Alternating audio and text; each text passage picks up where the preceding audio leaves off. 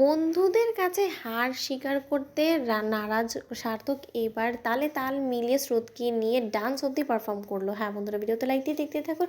বন্ধুদের পার্টিতে যখন আনন্দ উল্লাস করার জন্য গান এবং নাচের আয়োজন করা হয়, ঠিক সেই সময় কাপল হিসাবে ডান্স করতে যাওয়া মাত্রই সার্থককে বলতে থাকে সকলে মিলে, কিরে সার্থক, তুই নিশ্চয়ই বৌদির সাথে তালে তাল মিলে ডান্স করতে পারবি না, কারণ বৌদি যে পরিমাণে স্মার্ট তার থেকে 3 গুণ উল্টো হলো গিয়ে তুই আনস্মার্ট, তাহলে কী বা করতে পারিস বলতো, থাক তোকে বাতি দিলাম। তখন সার্থক বলতে থাকে যে কেন, তোদের কি মনে হয় যে আমি তাহলে তাল মিলিয়ে স্রোতের সাথে ডান্স করতে পারবো না? তোদের সন্দেহ হচ্ছে? তাহলে চল বরঞ্চ তোদের সন্দেহটা আমি দূর করে দিচ্ছি। অন্যদিকে স্রোত বলতে থাকে যে স্যার, আমি খুব ভালো করে জানতাম এরকম করে আপনাকে যদি উস্কে দেওয়া হয় না, তাহলে আপনি নির্ঘাত আমার সাথে ডান্স করতে বাধ্য হবেন, আর আমি এই সুযোগটাকে কাজে লাগিয়ে একটু একটু করে আপনার মনে আমার প্রতি সেই জায়গাটা করে উঠবো, যেটা কিনা 1 বছর বাদে আমার কাজে লাগবে। তখন আপনি নিজে থেকে আমাকে আটকাতে বাধ্য হবেন, কিন্তু তার আগের পরীক্ষাগুলো তো আমাকে যে করেই হোক না কেন ভালো নম্বর নিয়ে উত্তীর্ণ হতেই হবে। অন্যদিকে সার্থক বলতে থাকে যে কী স্রোত ম্যাডাম, আপনি নিশ্চয়ই আমার সাথে তালে তাল মিলিয়ে নাচতে ভয় পাচ্ছেন, কারণ আপনি এক্ষুনি আমাকে বললেন না যে বিতস্তার সাথে আমি কেন প্রেম করেছিলাম। তখন আমি আপনাকে তাহলে এই কথাটার উত্তর দিয়ে রাখি, বিতস্তা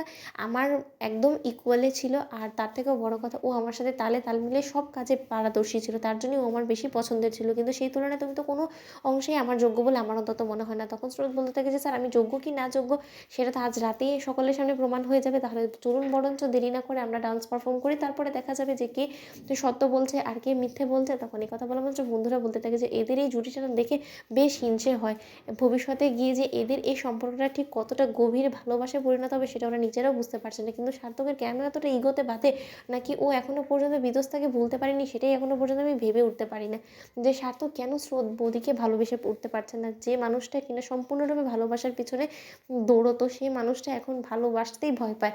কতটা পরিবর্তন চলে এসেছে এই সার্থকের মধ্যে, কিন্তু আমি খুব আশাবাদী যে না, আঙ্কেল এবং স্রোতের চেষ্টায় কোনো না কোনোভাবে অবশ্যই সার্থক নিজেকে বদলাবে। অন্যদিকে সার্থক স্রোতকে জড়িয়ে ধরে যখন ডান্স পারফর্ম করতে থাকে, ঠিক সেই সময় স্রোত আবেগ আপ্লুত হয়ে সার্থককে জড়িয়ে ধরে বলতে থাকে যে সত্যকার অর্থে স্যার, আমি কোনোদিন ভাবতেও পারিনি যে আপনি শুধুমাত্র লোকের কাছে নিজেকে ভালো প্রমাণ করার জন্য, লোকের চ্যালেঞ্জের কাছে নিজেকে উত্তীর্ণ করার জন্য আপনি এরকম করে আমাকে জড়িয়ে ধরে ডান্সটা করবেন। অন্তত আপনি আমার সাথে ডান্স তো করেছেন, সেটাই তো আমার কাছে অনেক, কারণ আমি তো কোনোদিন ভাবতেও পারিনি যে আপনার এতটা কাছাকাছি আমি আসতে পারবো। কিন্তু আজকে এই ডান্সের পারফরমেন্সের সুযোগে অন্তত কিছুটা হলে আপনার সামনে তো আমি আসতে পেরেছি, আর কাছাকাছি তো হতে পেরেছি, সেটাই আমার জন্য অনেক। অন্যদিকে এই কথা বলার মতো সার্থক বলতে থাকে যে কি, এবার সকলের এই গণতালির আওয়াজ শুনে নিশ্চয়ই বুঝতে পারছো যে আমার ডান্স পারফরমেন্সটা ঠিক কতটা ভালো হয়েছে।